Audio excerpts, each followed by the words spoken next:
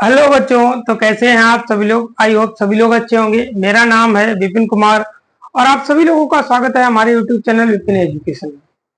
कल हमने halo alkane के रासायनिक गुण पढ़ाए थे। आधा लगभग खत्म हो चुका है और बचे हुए रासायनिक गुण अभी कराते हैं। तो पहला हमारा रासायनिक गुण आता है नाइट्रो समूह द्वारा प्रतिस्थापन।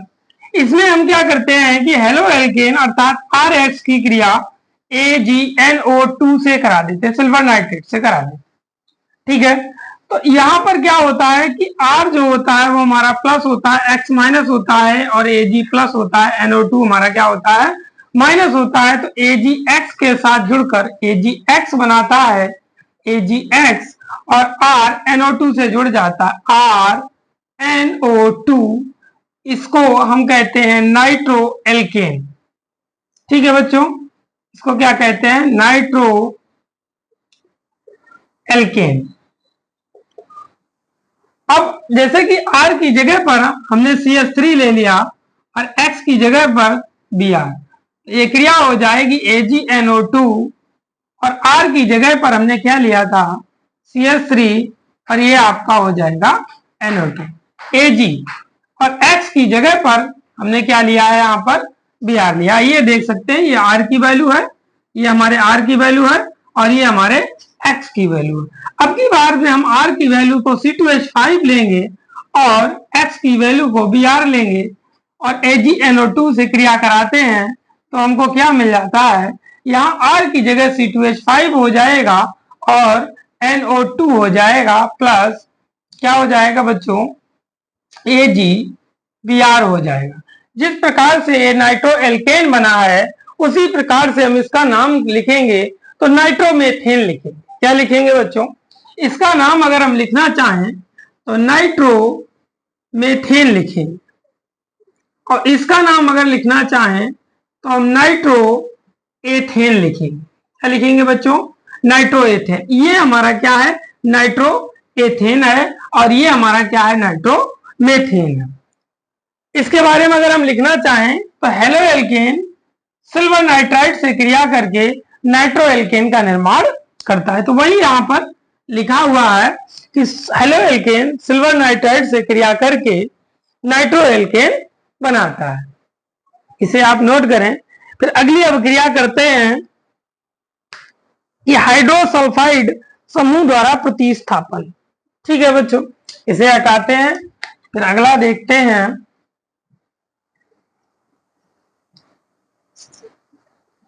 अगला समझते हैं हाइड्रोसल्फाइड समूह द्वारा प्रतिस्थापन। लिख देते हैं हाइड्रोसल्फाइड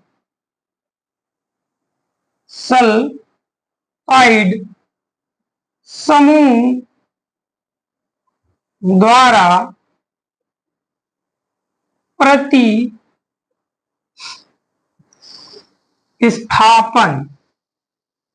ठीक है बच्चों, हाइड्रोसल्फाइड समूह द्वारा प्रतिस्थापन।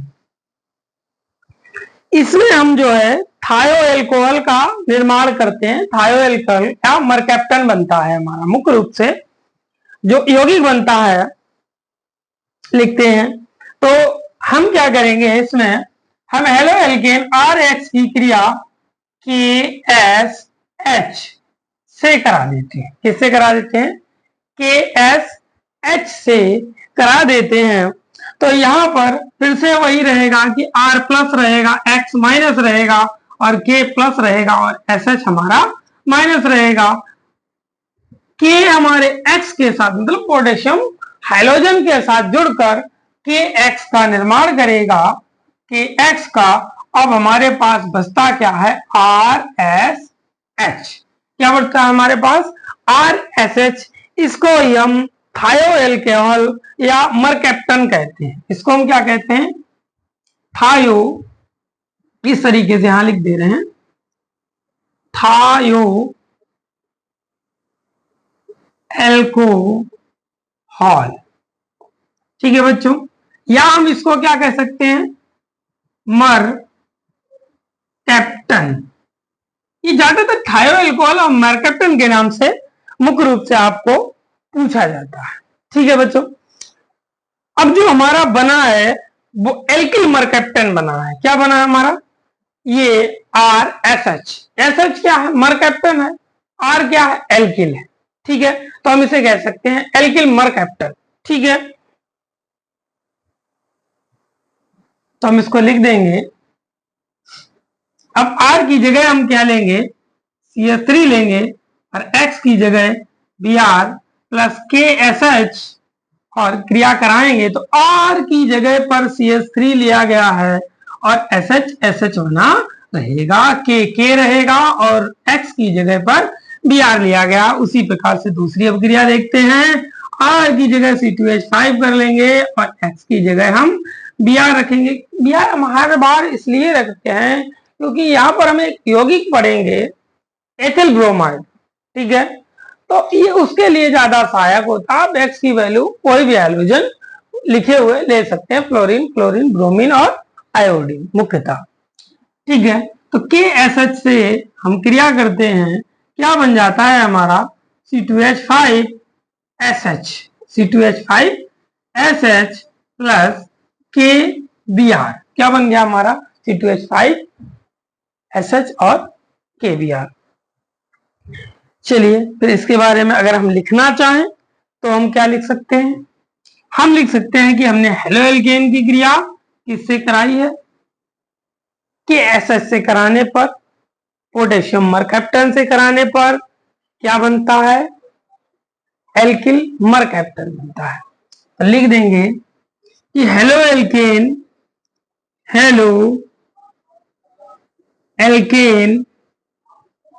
की क्रिया किससे कराने पर? KSH से कराने पर लिख सकते हैं थायो एल्कोहल या मरकैप्टन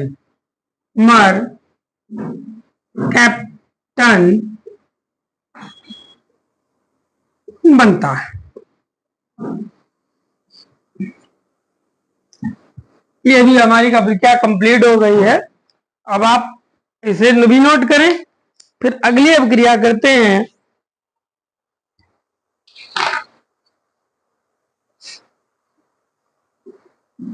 कार्बोक्सिलेट समूह द्वारा प्रतिस्थापन।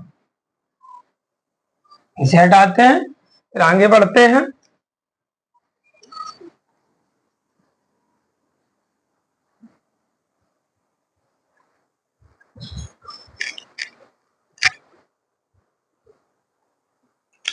कार्बोक्सिलेट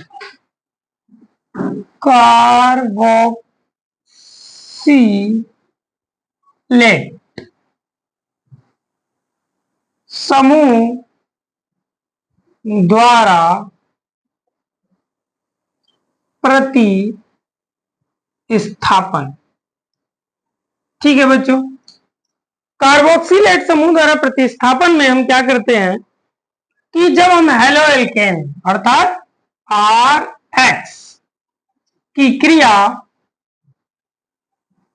RCOOAG, मोनोकार्बोक्सिलिक अम्ल का सिल्वर लवण है। वैसे मोनोकार्बोक्सिलिक अम्ल का फार्मूला होता है RCOOH। क्या होता है बच्चों? RCOOH। और अगर आपसे कहा जाए कि मोनोकार्बोक्सिलिक अम्ल का सिल्वर लवण, सोडियम लवण या किसी भी प्रकार का लवण कहा जाए और मोनोकार्बोक्सिलिक अम्ल लगाया जाए तो हम उसको क्या लिख देंगे? RCOOAG। उसने क्या कहा है कि मोनोकार्बोक्सिलिक अम्ल का सिल्वर लवण, इसीलिए क्या हो जाएगा? RCOOAG। ठीक है, देखते हैं। यहां पर फिर से वही क्रियाएं होंगी, R प्लस होगा, X माइनस होगा और यहां पर RCOO माइनस होगा और AG हमारा क्या होता है? प्लस।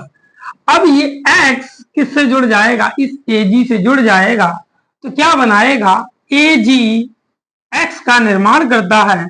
अब हमारे पास R बचा है और RCOOR बचा है तो हम उसको लिख देंगे RCOOR और हम इसको कहते हैं एस्टर। क्या कहते हैं बच्चों? एस्टर। ठीक है, मतलब अगर हम हेलो एल्केन की क्रिया मोनोकार्बोक्सिलिक अम्ल के सिल्वर लवण से कराते हैं तो एस्टर का निर्माण होता है। ठीक है, देख सकते हैं हमारे एस्टर का निर्माण हुआ है। तो अब आगे बढ़ते हैं कि आर की जगह पर क्या लेंगे। आर की जगह पर CH3 लिया, एक्स की जगह पर Br लिया, RC OOH। अब जरूरी नहीं हम दोनों आर समान लें, हम दोनों आर अलग अलग भी ले सकते हैं, हम दोनों आर समान भी ले सकते हैं। ठीक है, तो ये वाला एक समान और एक असमान का करके दिखाते हैं, COOAG। अब ये क्रिया करेगा तो यहां पर RCOOR है और दोनों ही आर हमने क्या लिए हैं, CH3 लिए हैं, तो हम लिख देंगे CH3 और बीच में COO है और फिर से क्या है हमारा CH3 है और AG X की जगह पर हमने क्या लिया है, यहां पर Br लिया है, तो AgBr बन जाएगा। ये एस्टर बना है। ठीक है, और इसको ये अब क्रिया हो गई है आपकी, इसको हम मेथिल एसीटेट कह सकते हैं। ठीक है, लिख सकते हैं कि हेलो एल्केन, लिखेंगे क्या कि हेलो एल्केन किससे क्रिया करता है, मोनोकार्बोक्सिलिक अम्ल, मोनोकार्बोक्सिलिक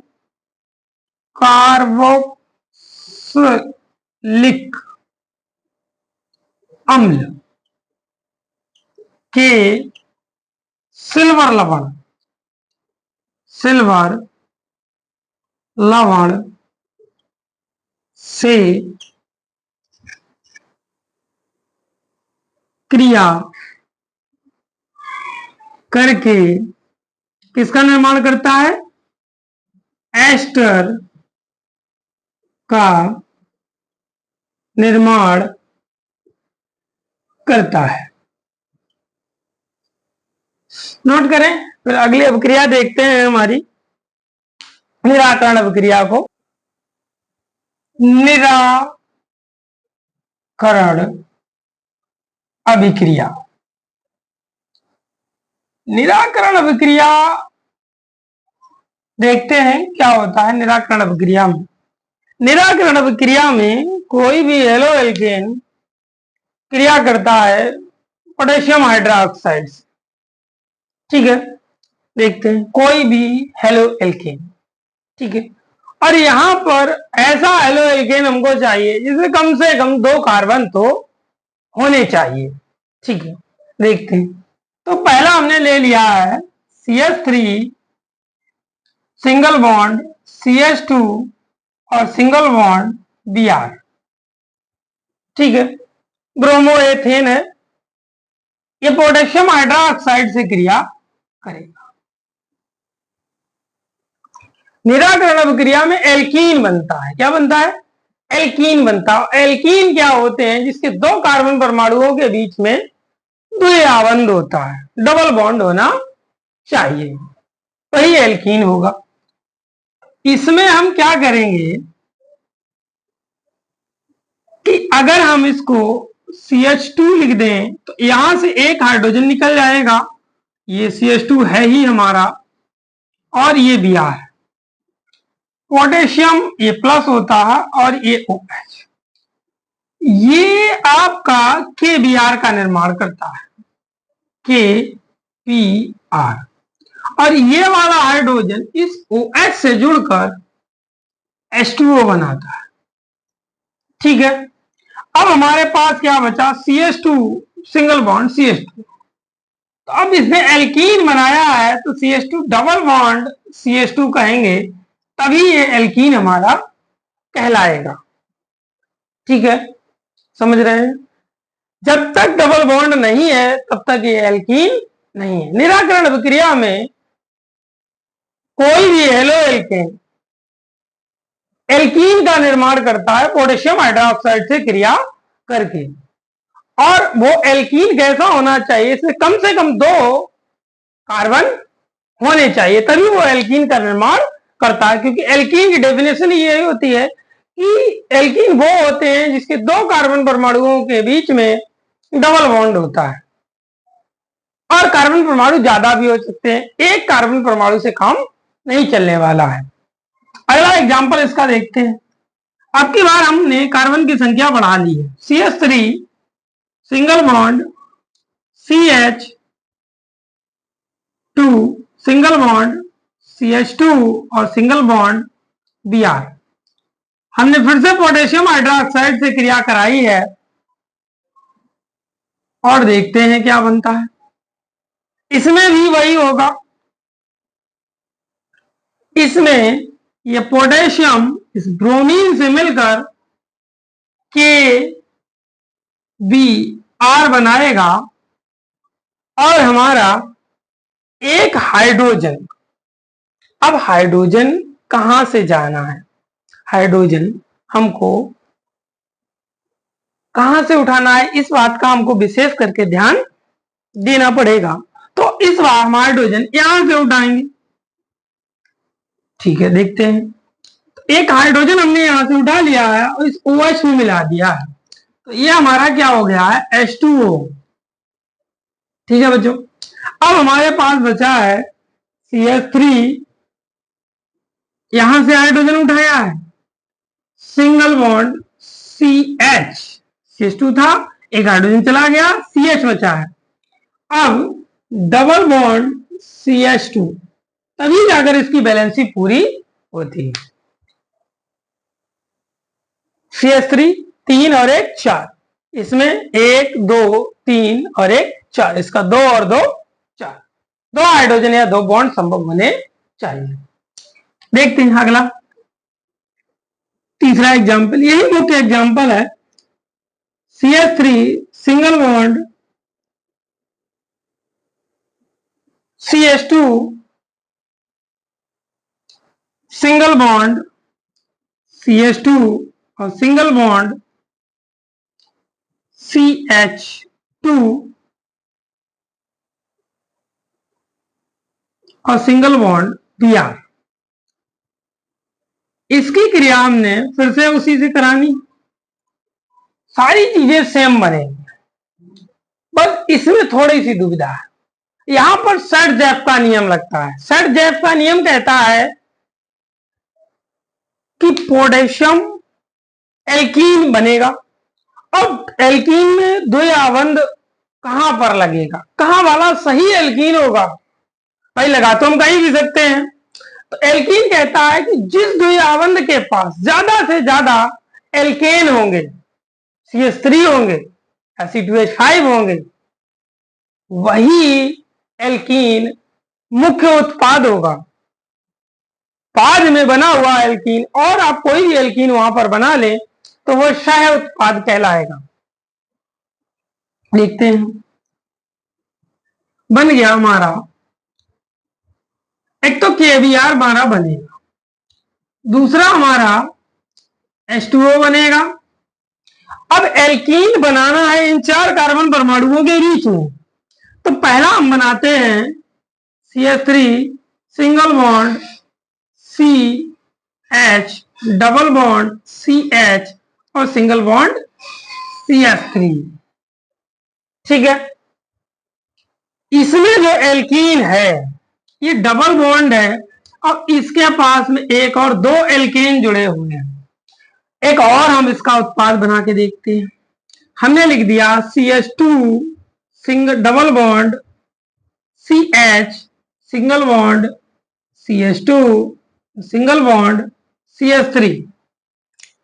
यहां पर अगर देखा जाए इस डबल बॉन्ड से केवल एक ही एल्कीन जुड़ा है, तो यहां पर मुख्य जो उत्पाद होगा, मुख्य उत्पाद ये होगा, ना कि ये क्या कहलाएगा, सह उत्पाद कहलाएगा। और अगर मान लो एग्जाम में पूछा जाता तो आपको यही वाला बनाना है, इसका निर्माण नहीं करना। अब सर्ट-जेफ नियम को हम लिखे दे रहे हैं। सर्ट-जेफ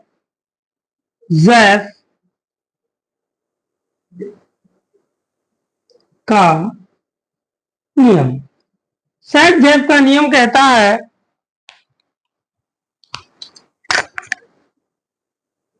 यदि दो कार्बन परमाणु के बीच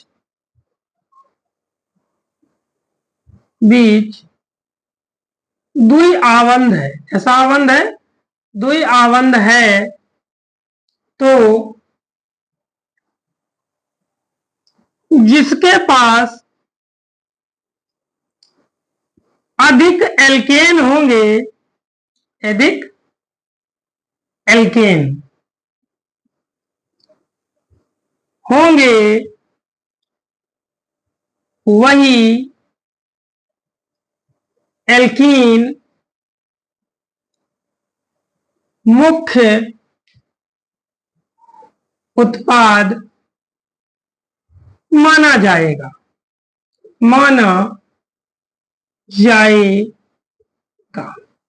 ये निराकरण अभिक्रिया थी और सेट-जेफ नियम है। इसका एग्जाम्पल, जैसे सेट-जेफ नियम में हमें अगर एग्जाम्पल लिखना है तो हम ये वाला एग्जाम्पल लिख सकते हैं। ये हमारा पहला था, ये हमारा दूसरा था और ये हमारा तीसरा है।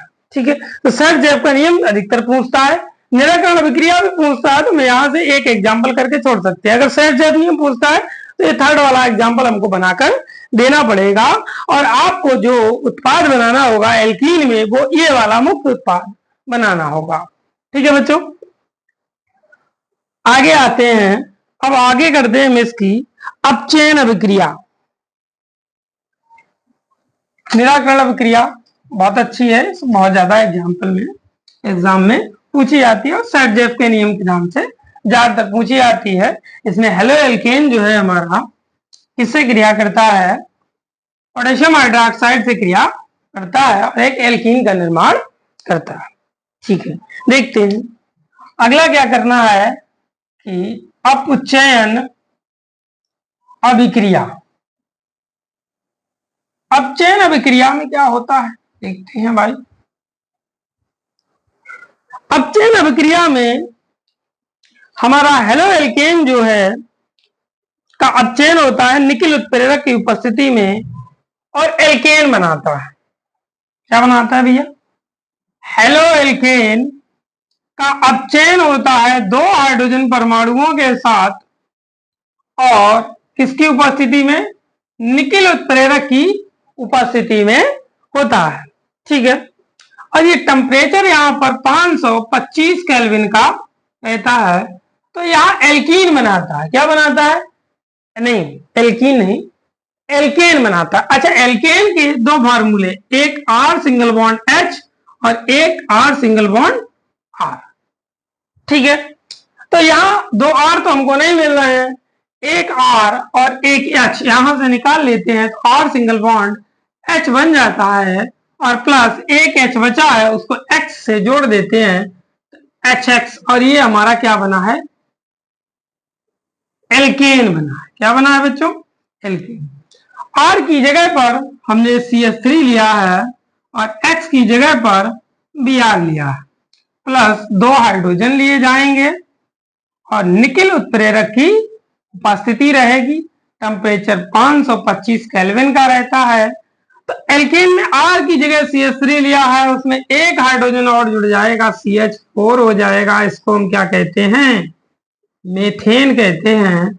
और H मतलब हाइड्रोजन और X का मतलब ब्रोमीन लिया गया। आगे बढ़ते हैं हम, R की जगह पर हमने लिया है C2H5, X की जगह पर हमने लिया है Br और दो हाइड्रोजन अणुओं को फिर से लेंगे, उत्प्रेरक वही रहेगा निकिल और टेम्परेचर 525 केल्विन का रहेगा। अब इस एल्केन में C2H5 में एक हाइड्रोजन जोड़ देंगे तो ये हो जाएगा C2H6, इसको बोलते हैं एथेन। क्या कहते हैं बच्चों, एथेन कहते हैं। और बाद बाकी बचा हमारा HBr। इसके बारे में लिख के आ सकते हैं कि हेलो एल्केन, क्या चीज, हेलो एल्केन किससे क्रिया करता है, हेलो एल्केन निकिल उत्प्रेरक की उपस्थिति में 525 केल्विन पर अपचयित होकर किसका निर्माण करता है? एल्केन का निर्माण करता है। लिख देंगे कि हेलो एल्केन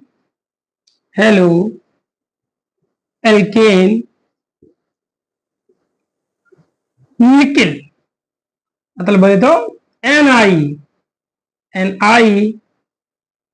की उपस्थिति में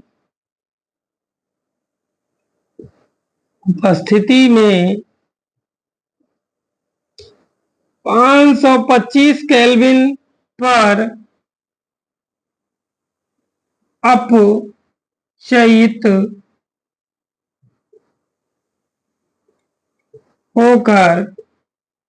अपचयित होकर एल्केन का निर्माण करता है। एल्केन का निर्माण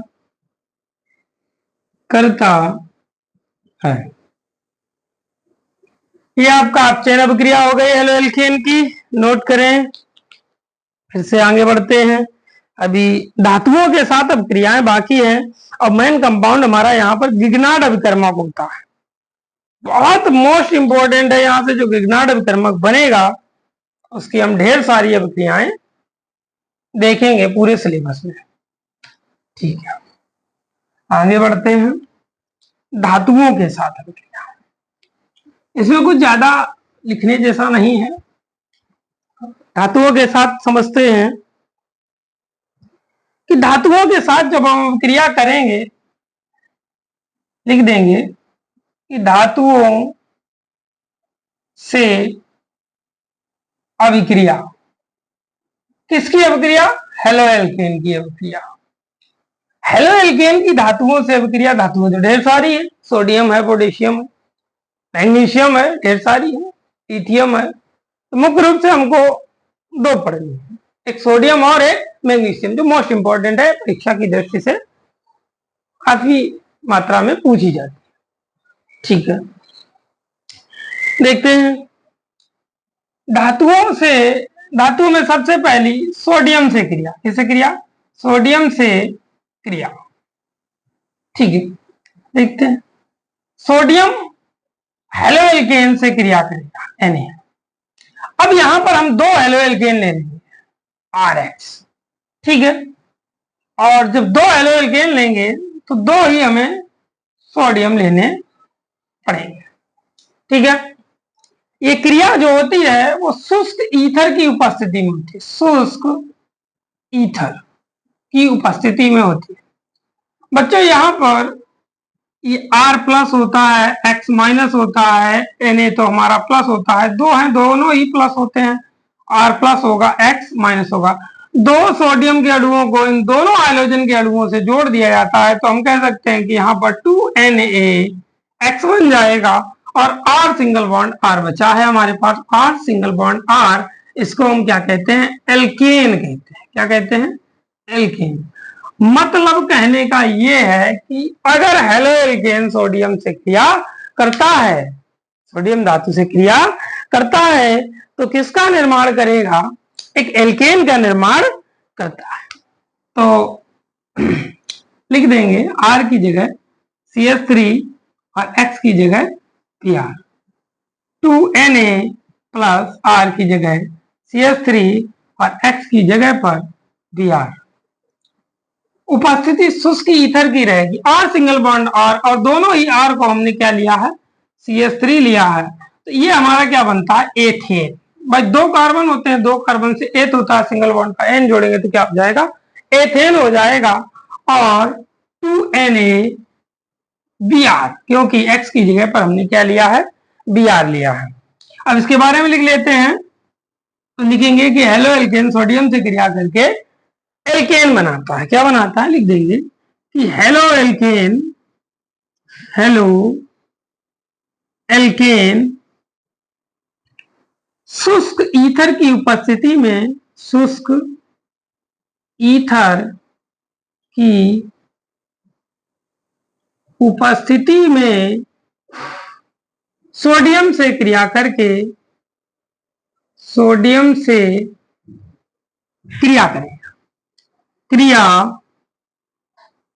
करके क्या बनाता है? एल्केन बनाता है, एल्केन बनाता है।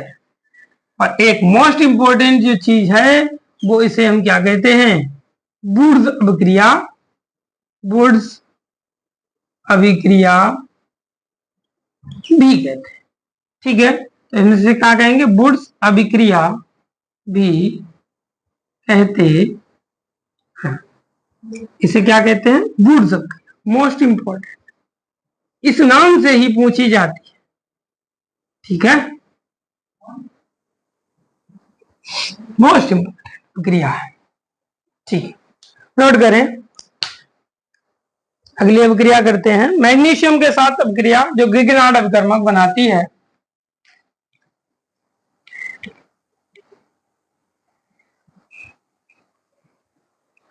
लास्ट अभिक्रिया है मैग्नीशियम के साथ, धातुओं में Mg के साथ क्रिया।